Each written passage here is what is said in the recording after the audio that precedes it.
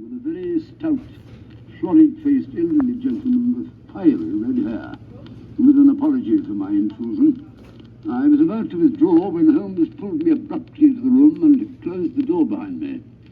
"You could not possibly have come at a better time, my dear Watson," he said cordially. "I was afraid that you were engaged." "So I am, very much so." "Then I can wait in the next room." "Not at all. This gentleman, Mr. Wilson, has been my partner and helper in many of my most successful cases, and I have no doubt that he will be of the utmost use to me in yours also." The stout gentleman half rose from his chair and gave a bob of greeting, with a quick little questioning glance from his small, fat, encircled eyes. "Try the settee," said Holmes, relapsing into his armchair and putting his fingertips together, as was his custom when in judicial moods. "I know, my dear Watson, that you share my love of all that is bizarre and outside the conventions and humdrum routine of everyday life.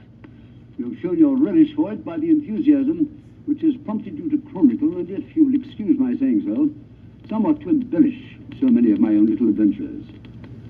"Your cases have indeed been of the greatest interest to me," I observed.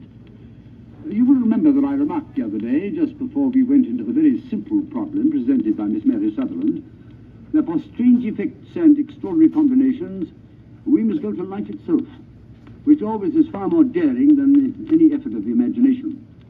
A proposition which I took the liberty of doubting. You did, Doctor. But nonetheless, you must come round to my view, for otherwise I shall keep on piling fact upon fact on you until your reason breaks down under them and acknowledges me to be right.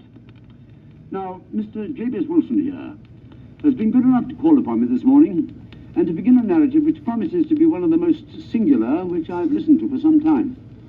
You have heard me remark that the strangest and most unique things are very often connected not with the larger, but with the smaller crimes, and occasionally, indeed, where there is room for doubt, whether any positive crime has been committed. As far as I've heard, it's impossible for me to say whether the present case is an instance of crime or not. But the course of events is certainly among the most singular that I have ever listened to. Perhaps, Mr. Wilson, you would have the great kindness to recommence your narrative. I ask you not merely because my friend Dr. Watson has not heard the opening part, but also because the peculiar nature of the story makes me anxious to have every possible detail from your lips. As a rule, when I have heard some slight indication of the course of events, I am able to guide myself by the thousands of other similar cases which occur in my memory. In the present instance, I am forced to admit that the facts are, to the best of my belief, unique.